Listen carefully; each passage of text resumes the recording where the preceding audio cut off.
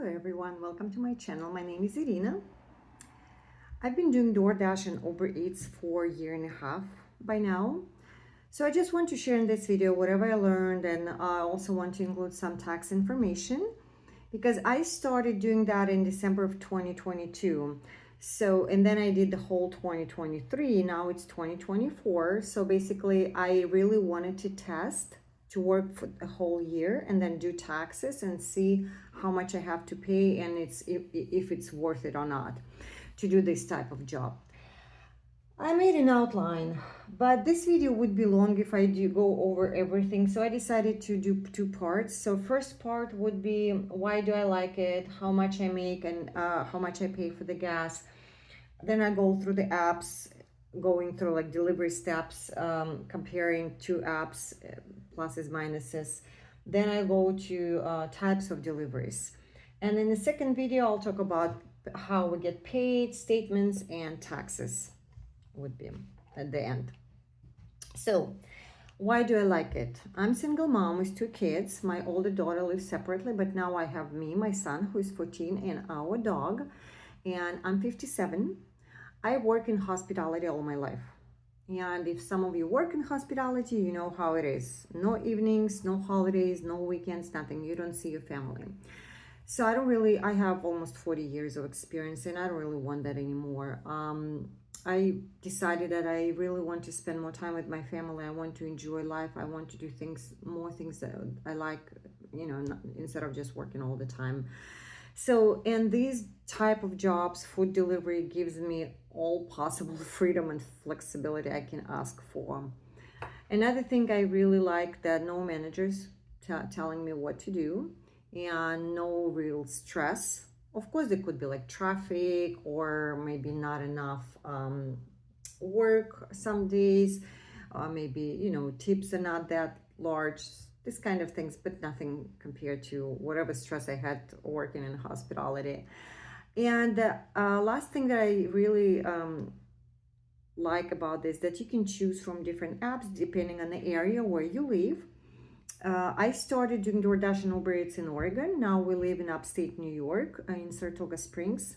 So I guess those applications some would be more popular in different locations. But I started with these two and I just continue doing them. I like those two. I tried Instacart for 1 month, but I'll tell you later why I didn't like it. And I know that here where I live, they have lots of deliveries from Walmart through Sparks. They have their own app, but I never can sign up for that because they don't really have like waiting lists. For example, when you sign up for DoorDash, when I did sign up, they didn't need drivers, so they put me on waiting list. And then 2 weeks later, they emailed me and asked me to register. UberEats registered me right away, I believe. So with Sparks, they don't have waiting lists. You just have to go constantly and check, and every time they tell you they don't need anyone. So I don't know anything about that. I just know that people do that a lot in this area and they make good money. So now let's go to how much I make. As I mentioned, I don't work full-time anymore. I work on average like 30 hours a week. So in my area where I live, I can make between 20 and 25 an hour. And if it's busy, I easily make 30 an hour. So it comes to $650, $700 a week, or $2,600 a month, something like that. It might not sound a lot, but again, for our small family, it's enough, and we live pretty frugally. If you're interested, I have other videos on my channel that I talk about how I regulate my expenses and all that stuff. So you can work really as much as you can. I know that people can make $5,000 easily. Gas. When I started, I did some calculations. I monitor my mileage, my expenses, and I calculated that on average, I spend 10% on gas. You can do your own calculations, or you can just take my word for that, because I'm pretty sure that it would be pretty much kind of the same. It depends, how much the cost of the gas in your area, but still it will kind of probably average to the same 10%. So now let's go to the apps. So you sign up, as I explained. It could be different depending on the area. And then I'm not going to go through like every step. explaining how the apps work, because they change things all the time around, they add steps, they remove steps. But in general, when you start with Uber, you just open your app, you click go, and you go. You see like the navigation to the restaurant, and then navigation to the location of the customer. The only thing with Uber, sometimes they're required to take a photo of yourself. I guess they want to see if it's the same person, but it doesn't happen too often, maybe a couple times a month. DoorDash doesn't do that, but DoorDash has a different thing. When you start dashing, you click dash, but then they ask you to choose a time frame. I don't really see logic behind it, because let's say, no, I understand they probably want to see how many dashers at that particular time on the road, but at the same time, it's not like you're required to dash. Let's say you chose time frame from 2 to 5. No one tells you you have to finish it at 5. No. If by 3 you realize that there are not that many offers, so you need to go somewhere, so you just end your dash at 3. So anyway, that's how you do that, and you dash. So let's go kind of like through the steps, what you do when you accepted offers. So they send you offer, you accept it, and then you start delivering. But before we go to the delivery, I want to talk about ratings, because in each app it's really important. It's more important in DoorDash, and I'll explain why. But there are customer satisfaction rating, cancellation rating, acceptance rating. Customer satisfaction and cancellation, I don't really pay much attention because they're pretty high for me. I do my job pretty well, so my customer rating is pretty good. Cancellation is pretty high too, meaning non-canceling too much. So I rarely cancel, and canceling meaning when you accepted offer and then you need to cancel. You already like accepted and you started driving to restaurant, but then you realize you cannot do this and you cancel. That's cancellation. So I don't do that too often. That's why my cancellation rate is pretty good as well. But I have to watch for acceptance rate. Again, not that much with Uber. In my area where I live, I actually do not accept a lot of Uber offers, just because in my area they have lots of long distance offers, and a lot of time I just refuse to take them, because let's say if it's like I'm in a city, right, and they give me an offer like 15 miles outside of the city, and I know that there are no restaurants over there, so I would have to drive 15 miles back to get another offer. So it's like 30 miles, but if they pay like $12 or something, I'm not gonna do that. And in my area, Uber Eats has lots of those long distances. So I do not accept lots of offers sometimes. So that's why my rating is pretty low with Uber Eats. Acceptance rating, it's like about 48%. But it's okay. When it's busy, it doesn't matter. I still get lots of offers through Uber. With DoorDash, you have to watch for acceptance rate, just because if it goes very low, you're not going to be allowed to dash anytime. If you want to do it full time, so of course there are like other requirements. With DoorDash, your customer rating needs to be high, cancellation rate, but also you would have to do, I think, minimum 200 deliveries a month. But if you do full time, you kind of meet those requirements kind of almost automatically. But again, watch for acceptance rate. It should be 70 or higher at the end of the month. When you just start dashing, you kind of dash anytime first month, but then second month they start monitoring you. Basically they build up your rating, and then by the end of, let's say, second month, you already have some sort of rating. And if your acceptance rate below 70, next month you're not going to be able to dash anytime.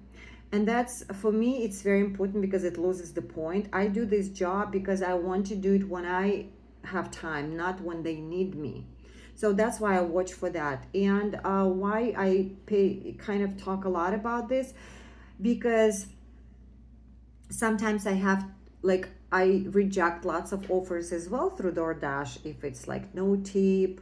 And my personal sort of advice, there would be offers with no tip, like $2, $2.50, or long distance offers. Just don't take them. Value your time, value your gas money. you'll get, yes, you lose rating, but you'll get good offers after that.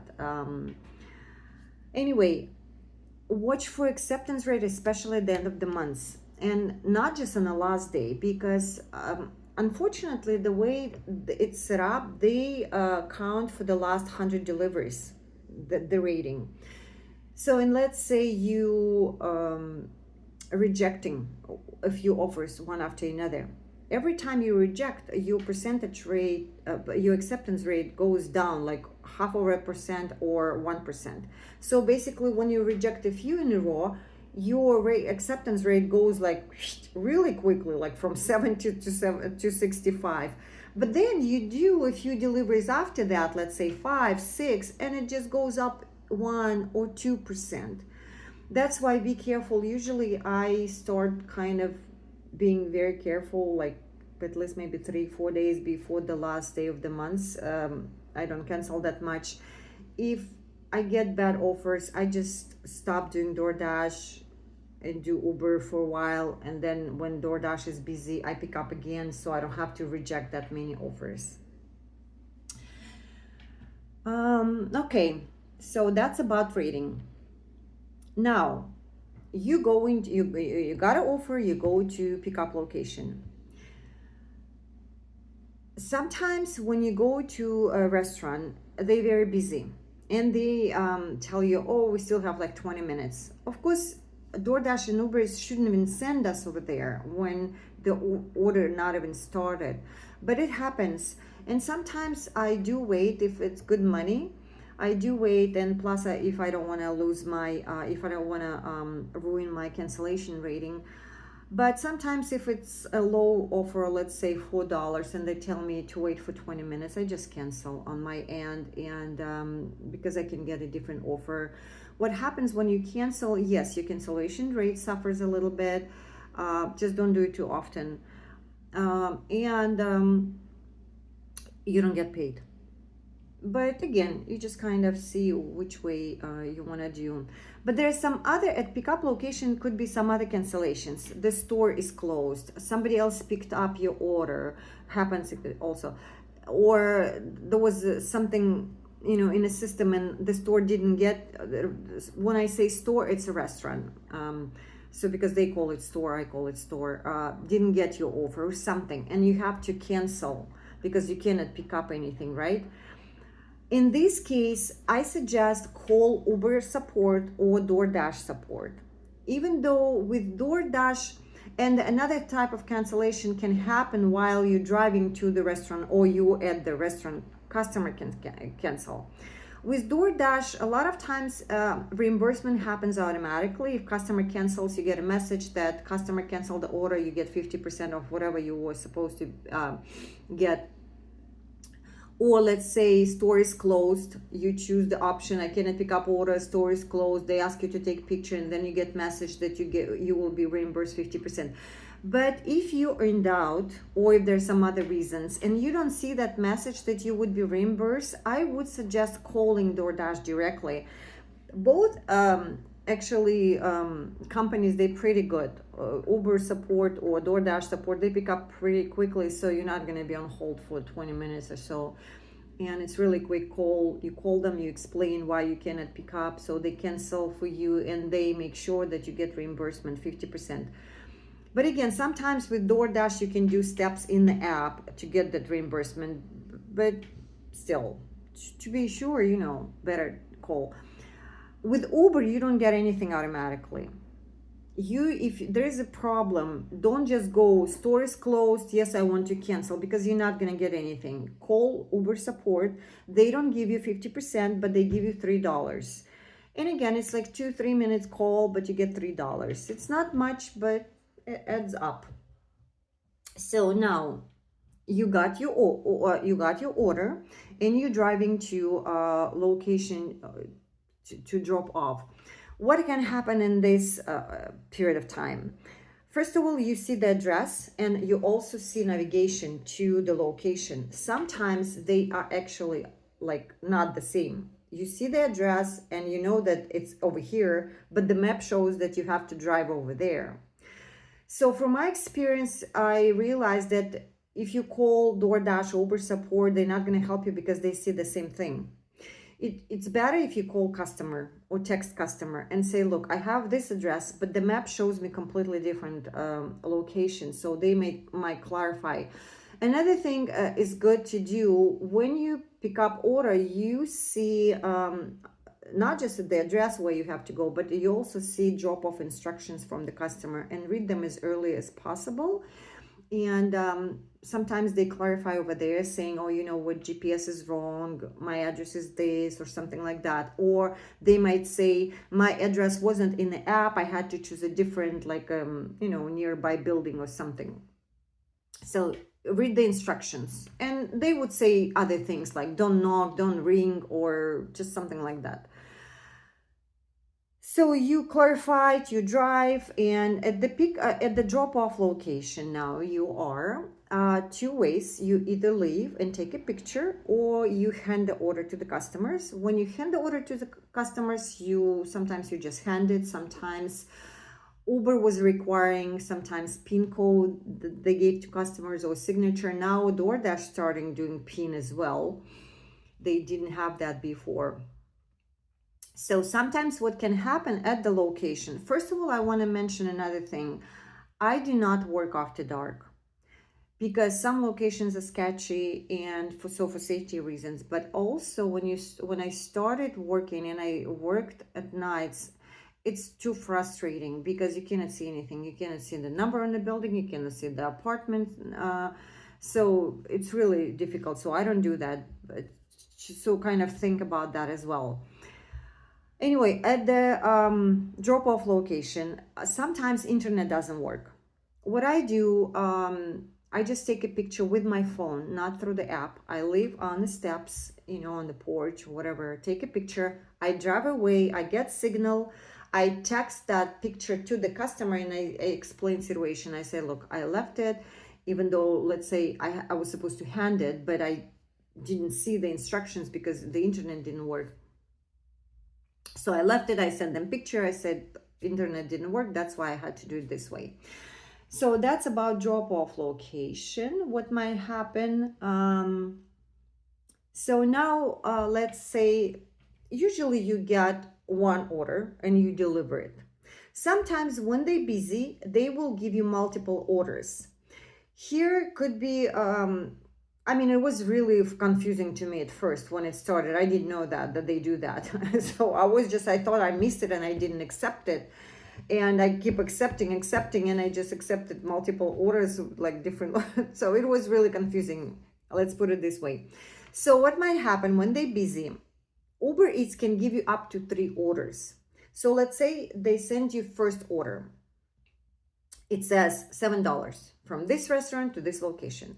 And then while you're driving to the first restaurant, you see plus $8, another delivery, which means you either pick up from the same restaurant or restaurant next door, and the locations could be like next to each other, like drop-off locations. So that's why they're adding it to you. You accept it, but still make sure you watch for mileage. Sometimes the drop-off locations like very far from each other. Sometimes like when let's say they're adding order plus $8, and if it says like plus 1 or 2 miles, it's fine, which means it's close by. But sometimes it says plus $8 plus 15 miles, which means the drop-off location is very far from each other. So I wouldn't take that.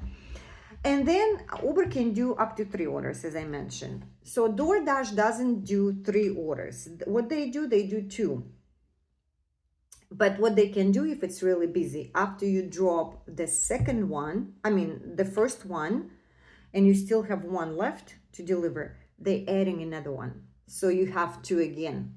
Like total for this delivery, kind of 3, but only after you drop 1.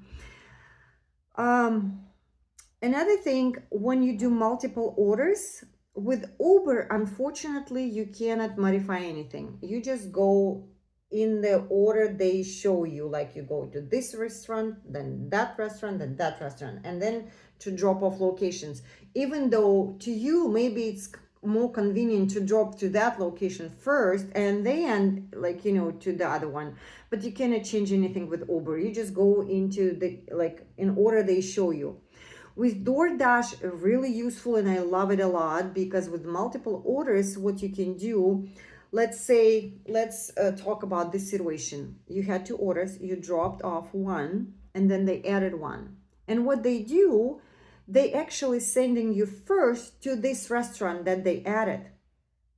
But I might be really close to this drop off, and I already have this food, and I don't want a person to wait, because if I go to the restaurant they just added, it could be wait time, and I don't want this food to get cold or something. So, and in DoorDash, you can actually switch in which order you're gonna do. You go, like, there's like 3 lines, you click on them, you choose the task. Instead of picking up this second restaurant that they just added to you, you choose drop off this order. So you go to that, you click jump to task, and you basically do it like you drop off first, and then you go to that restaurant and you drop that last order. That's about multiple orders, how it works. Now let's talk about how order like work, how Uber and DoorDash do orders one after another, not multiple, not at the same time, but just, let's say, just regular order. You pick up a restaurant order for Uber Eats, you dropped it off, and or DoorDash, right? So DoorDash doesn't give you new order until you dropped. Those, when I was talking about multiple orders, those orders they usually add while you're still in the process of picking up stuff. But when you do just normal order, pick up, one drop off, DoorDash usually waits for you after you pick up and you're already driving to drop off location. They wait for you to drop it off, and then they give you new order. Uber Eats sometimes does a kind of this annoying thing. Before you even drop off your order, they start sending you new orders. And it's okay when you have a few seconds, because they usually do that like about 2 minutes before you drop the order. It only happens when it's busy, obviously. So they send you new order. And at this 2 minutes before you drop off, you're actually looking at the map most of the time. You're either trying not to miss your turn, or you're looking at the correct building, or you're walking around the building looking for correct apartments. So you kind of, and this is really annoying. And then this new order pops up and it covers the whole screen. So, and you need a few seconds to look, because you cannot just accept or decline, because you want to see what they're sending you. So you need a few seconds. What if you're still on the road trying not to miss your turn? You don't have this few seconds to look at the order. So sometimes it's really annoying. But sometimes also when you actually already, kind of at the location, or you maybe driving, or you are at the light standing, so you have a few seconds and you look and you, okay, I like this order, I accept it. So kind of after you drop off that, you already know where you're going next. So it could be either way, could be helpful, could be annoying. Now about the pay.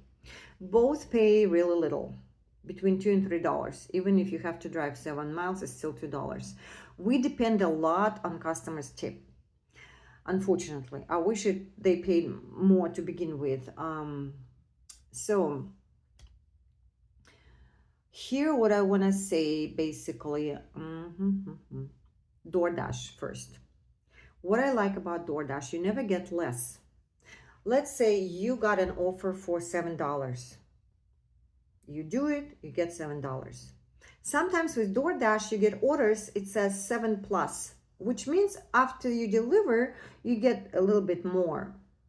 For, I don't know how they do that, how it works on customers, and unfortunately I don't know, but it could be $7.50, it could be $20. So basically after delivery, customer adds more money. And but you never get less than you promised. And with DoorDash, it doesn't go directly into your earnings after each order. It kind of accumulates into, since you chose a time frame, this is your dash, current dash. it just accumulates in your dash. You're dashing for 3 hours. It just kind of adds. And then let's say you dash for 3 hours, you made $60. After you end your dash, then this $60 goes into your earnings, so you can see it over there. Now with Uber Eats, it's a little bit different. After you finish your order, you see only base rate in your account, $2, let's say. And $5 tip, you will see only 1 hour later. So sometimes, and of course no one likes it, and I don't like it either, but this is the way Uber Eats, because they give a customer 1 hour to correct the tip.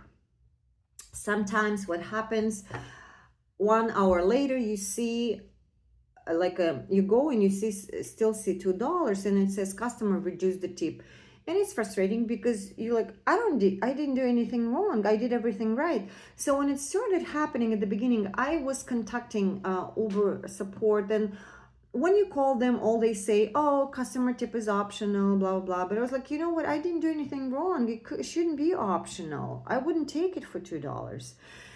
But what I've learned later, instead of, when you do delivery, when you need to resolve something really quickly with the dress or with like restaurant clothes or something, call Uber support, Dash support. But in this kind of situation, I suggest emailing them. So I usually would just write to them explaining, because what I realized after a while, there are also errors that happen on their end. And sometimes they give me money back. Sometimes I email them and I say, look, I delivered, I actually gave it to customer. There's no way, I did something wrong. And they would just give me money back because it was an error, I guess, on their end. So I would say if something like that happens, don't hesitate, email them, write to them. And hopefully, maybe not all the time, but still sometimes, it's probably an error and they will give you that tip. So what else about pay? But anyway, and with Uber, it could be other way around as well. So sometimes it happens, yes, like you lose your tip, but so not that often. Probably, I scared you. More often than actually the opposite way. You accepted offer $7, you see $2 right after delivery, and then after 1 hour later you want to see $7, but you see 15 or 10, whatever, something, because customer actually added tip. So there are more good people than bad. Now let's go quickly over the types of deliveries. Restaurants, obviously, they're automatic. And both apps, DoorDash and UberEats, they do shopping orders. Here, I want to also mention why I didn't like Instacart. If some of you know, Instacart does only shopping orders. And I tried it for 1 month. But what I didn't like, their orders are large. And they can give you 2 orders. And it can be 70, 80, 90 items. And when I started, I didn't know how long it would take. And I would accept offers like 80 items to buy for $23. And then I realized that 80 items might take 2 hours. Because sometimes you cannot find something, even though all these delivery apps, they try to improve and they would tell you which aisle to look at for that particular item. But sometimes some items would be without aisle. And if you don't buy stuff like that for yourself, you don't even know where it is.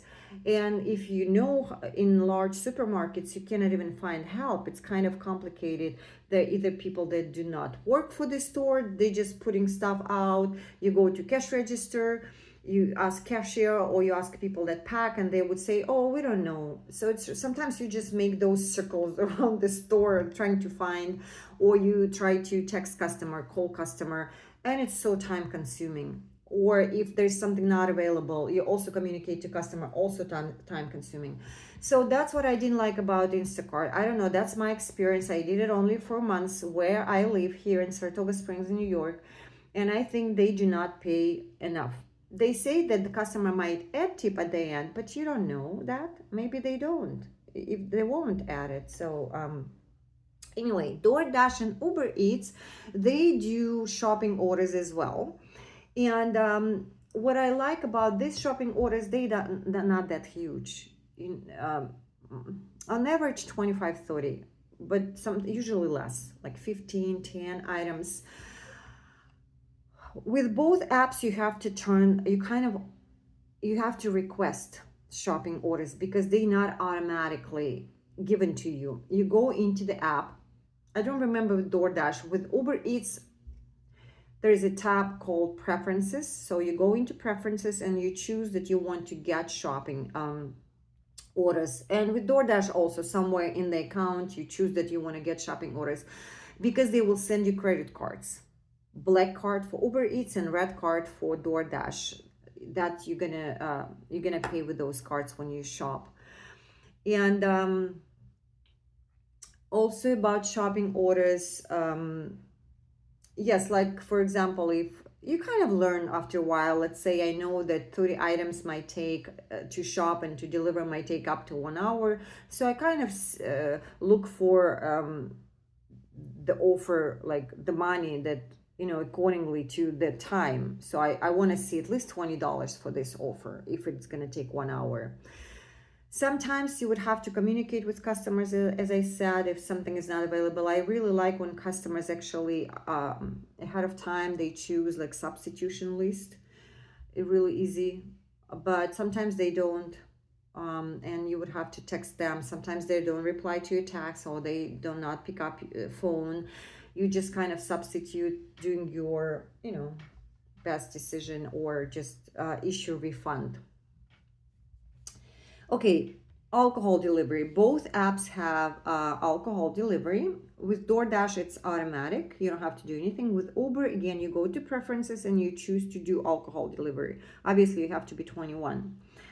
Also, Uber is recently I discovered, I don't know, I just turned them on, so I cannot really say much. It's called package delivery. I just turned it on a few days ago. And tin requests. You also go to preferences and you turn it on if you want to get those tin requests.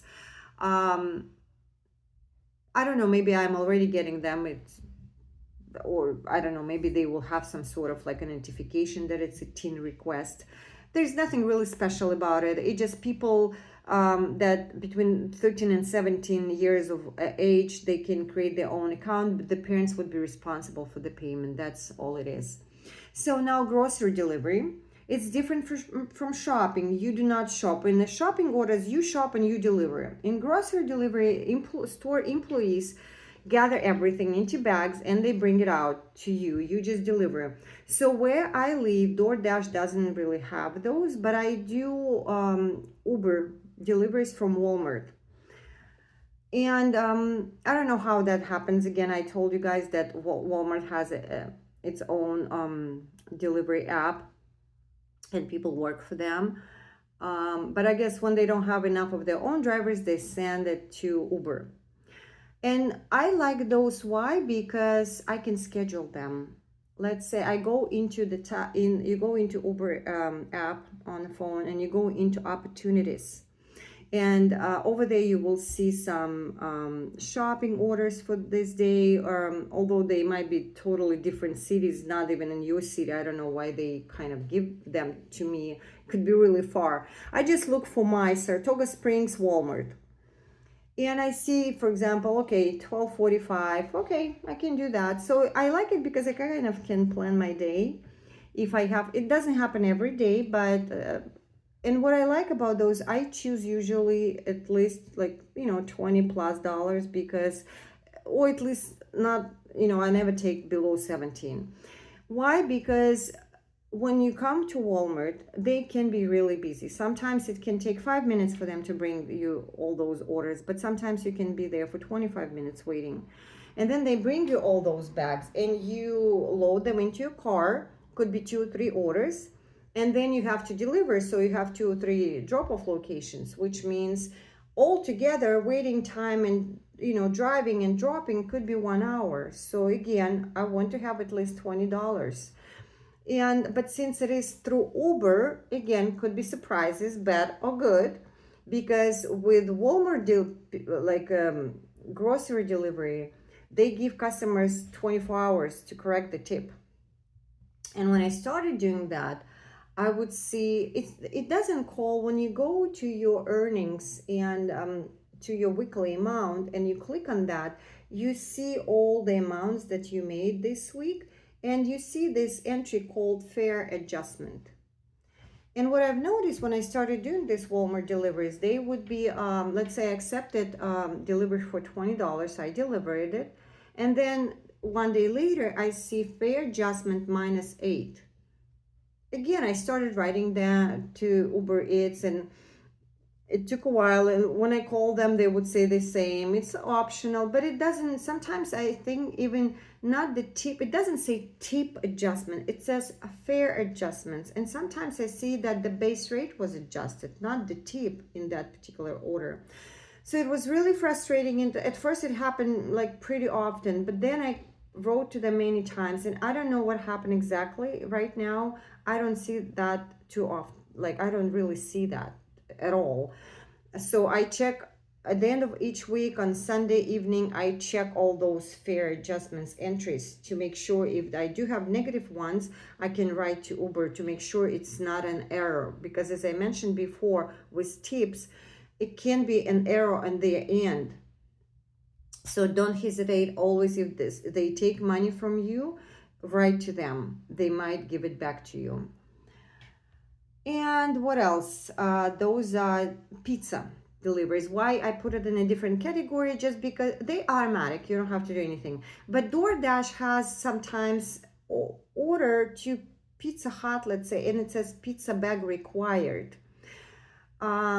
Don't just accept it if you don't have pizza bag, because when you pick up the order, they ask you to take a picture of those boxes inside of the pizza bag. But it's kind of easy fix. You either contact DoorDash, they mail you pizza bag, or those pizza places, they have DoorDash pizza bags for free. You can just ask for them. Also, DoorDash sometimes in my area has cash orders. Usually it happens only at Pizza Hut for whatever reason. I do like those orders because you kind of get paid through DoorDash, and then you take cash from customers. Let's say they tell you that the customer has to give you $35 for this order, but really rarely customers give you like exact change. Let's say if it's 35, they might give you 40. So this additional, they just tell you keep the change. So this kind of additional tip for you. And this $35 to give back to DoorDash, it's not like you physically, you keep the cash. But what they do, they just subtract your earnings within that week. But you keep the cash. Okay, and another type of delivery is catering. It doesn't, I don't have it where I live, but I know my friends in Oregon, they do have it. And basically it's the ability to pick up large orders, and you have to order a large bag from DoorDash, and this one is not free like pizza bag. It costs like $50 or $60, but I think it's worth it if you do have catering in your area. So order that bag, because even without catering like category, when you get large orders, you get, nice tips. So I'm assuming catering large order, you would get good tip. So definitely do that. So that's it for the first part of the video, and I'll see you in the second part.